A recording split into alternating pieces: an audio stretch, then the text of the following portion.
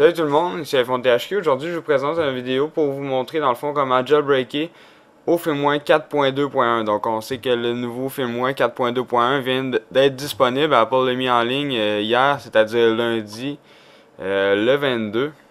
C'est bien ça. Oui, c'est ça, c'est le lundi le 22 novembre. Donc, ils ont mis ça en ligne hier. Puis, comme on avait dit, l'exploit de LimeRain, dans le fond, il est disponible à vie, si on veut. Il faut juste, dans le fond, une mise à jour des logiciels de jailbreak pour que ça fonctionne. Fait que Red Snow, il a été mis à jour en version 0.9.6, la bêta 4, ici on peut voir.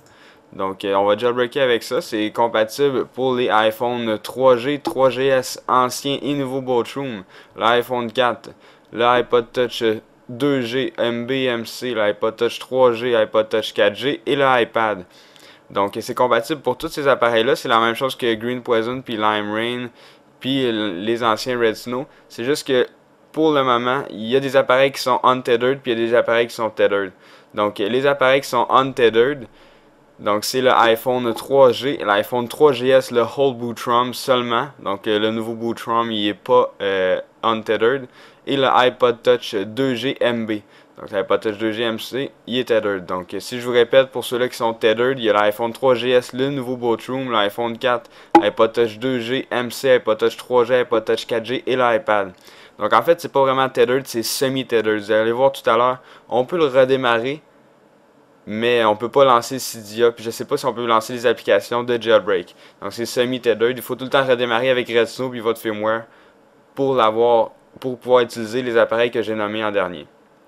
Donc c'est Comex qui travaille présentement pour dans le fond rendre compatible tous ces appareils-là untethered. Donc on va commencer. Tout simplement, ça vous prend Red Snow, votre firmware 4.2.1 de votre appareil. Puis, ça vous prend aussi la dernière version de iTunes. Donc, ça vous prend la 10.1 pour que ça fonctionne. Donc, je vais juste vous montrer avant que je sois à la version 4.2. Donc, ici, j'ai mon iPod Touch 4G. Donc, je vais travailler avec mon iPod Touch 4G. Donc, si je vais dans Général, Information, ici, on peut voir version 4.2.1. Donc, je viens tout juste de le restaurer. Il n'y a pas de jailbreaker, rien. Donc, je vais vous montrer dans le fond le fonctionnement. Qu'est-ce qu'on fait? On peut lancer Red Snow. Donc, tout ça, là, les firmware, Red Snow, ça va tout être dans la description. Vous cliquez sur le lien, vous mettez ça sur votre bureau. Donc, ensuite, ici, c'est ça que ça dit. Welcome to Red Snow. Vous faites Browse. Vous allez sélectionner votre IPSW, votre firmware 4.2.1 de votre appareil. Donc, moi, j'ai l'iPod Touch 4 au 4.2.1. Open, là, ça va faire Processing Firmware. Là, ça dit que ça l'a identifié correctement. Donc, on fait Next. On va faire Patching Kernel. Et voilà, donc là vous avez des options. Puis ça dépend des options, tout dépendant de l'appareil que vous avez. Vous sélectionnez qu'est-ce que vous voulez. Bien sûr, bien entendu, il faut Install Cydia. Ici, Install Custom Bundle, vous n'en avez pas besoin. Enable Battery Percentage, ça c'est pour mon iPod Touch 4G. Je peux le sélectionner ou non. Just Boot Tether Right Now, ça va être pour tout à l'heure. Puis ici, Just Enter Pound DFU Mode Right Now, on y touche pas. Ça c'est pour des custom firmware, ça nous préoccupe pas. Donc, on sélectionne qu'est-ce qu'on veut, on fait Next. Ensuite, là, ça va nous demander de mettre notre appareil en mode DFU. Donc, premièrement, Red Snow nous dit d'éteindre notre appareil. Donc, on pèse 3 secondes sur le bouton d'en haut. Lorsqu'on voit ici éteindre, on fait tout simplement glisser pour fermer notre appareil. Et voilà, donc là, il est fermé.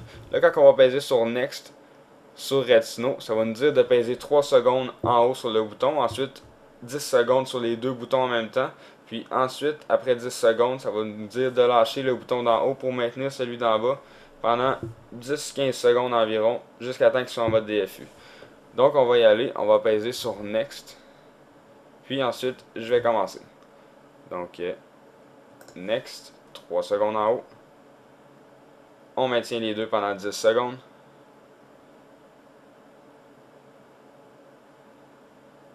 Trois, 2, 1.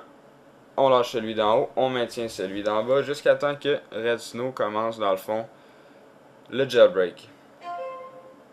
Et voilà, là ça dit Exploiting with LimeRain, on peut relâcher le bouton d'en bas. Là vous allez voir, il va y avoir des lignes de commande sur votre appareil qui vont se faire. C'est normal.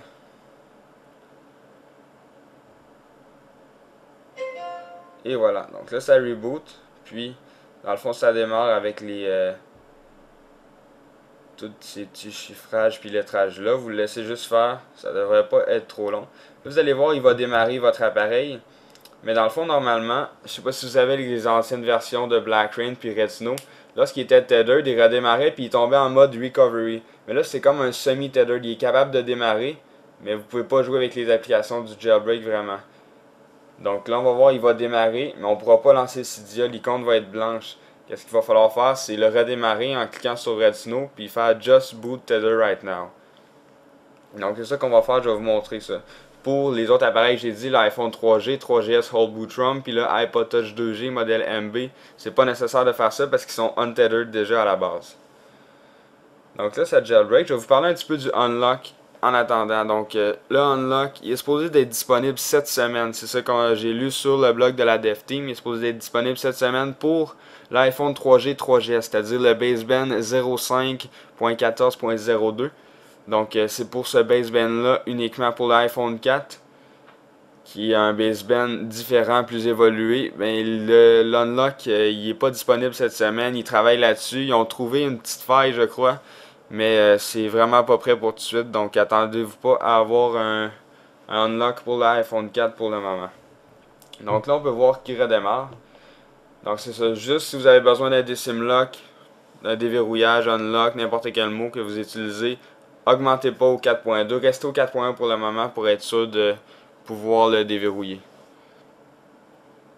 Donc, puis si vous êtes au 4.0, au 4.0, 4.0.1 ou 4.0.2, restez là pour garder votre déverrouillage dans le fond. Donc c'est sûr, ça fait beaucoup d'informations. Donc là, mon iPod Touch est redémarré. Si je fais déverrouiller, vous allez voir ici, Cydia. Ici on peut voir un petit 1 pour dire qu'il y a une mise à jour, mais si j'essaie de le lancer, il va tout le temps crasher comme ça, puis l'icône va être blanc, puis on peut rien faire. Ça fait que c'est dans le fond. Là il a redémarré, mais en mode, c'est comme s'il était pas jailbreaké, c'est tethered dans le fond. C'est le semi-tethered. Donc qu'est-ce qu'il faut faire? C'est fermer Red Snow. On va le redémarrer Red Snow. On va aller sélectionner notre firmware encore une fois. Ça l'identifie, on fait Next. Je vais le faire un petit peu plus vite tantôt, vous savez comment ça marche. Là, vous faites juste sélectionner Just Boot Tether Right Now. Donc, vous sélectionnez ça, ça va tout enlever les autres, vous faites Next. Puis là, vous allez le mettre en mode DFU. Donc, on passe sur Next, puis on le met en mode DFU.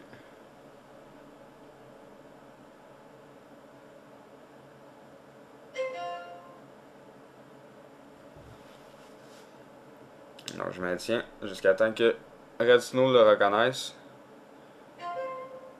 Et voilà. Donc là il est en train de juste redémarrer. Puis vous allez voir il va y avoir un petit ananas. Comme si c'était Quick Pound dans le fond. Mais c'est Red Snow. Comme ça ici. Ça veut dire qu'il dans le fond il redémarre. Mais en utilisant Red Snow pour bien redémarrer. Donc une fois que c'est marqué Finish, on peut fermer Red Snow. Puis là, ben, tout le reste se passe sur l'appareil. Vous allez pouvoir voir, il y a une nouvelle interface. J'ai regardé aussi sur l'iPad. Il y a une nouvelle interface complètement pour le Cydia. Il va en mode paysage, en mode portrait. Quand on installe un paquet, c'est différent. Je vais faire une vidéo aussi pour vous montrer un petit peu les différences qu'il y a avec le iPad sur Cydia. Donc on va juste laisser redémarrer ça, puis je vais vous montrer ensuite que ça fonctionne correctement. Donc, juste vous dire aussi, n'oubliez pas d'enregistrer vos fichiers SHSH pour le 4.1 pour être sûr. Après moi, Apple continue à donner les signatures pour ça. Donc, perdez pas de temps puis enregistrez-les. Je vais avoir un lien aussi dans le bas de la description pour enregistrer vos fichiers SHSH. Donc, là, il a démarré. Puis on peut voir ici que Cydia, l'icône n'est plus blanc. Puis il a réapparu. Donc, qu'est-ce que je fais? Je pèse dessus. Puis là, ça va faire... Vous allez voir ici, ça va changer l'interface du système. Puis ça va juste s'installer, puis redémarrer Cydia. Puis ça va être comme d'habitude. Vous choisissez si vous êtes quelle sorte d'utilisateur. Puis vous faites les mises à jour. Puis ensuite vous pouvez utiliser Cydia correctement. Donc c'est ça, c'est iPhone THQ. N'oubliez pas de vous abonner à mon canal de YouTube juste en cliquant en haut sur le bouton s'abonner. Cela va vous permettre de recevoir toutes les prochaines vidéos que je vais mettre en ligne. Et visitez aussi le site internet iPodTouchersofPro.com. Merci beaucoup, au revoir.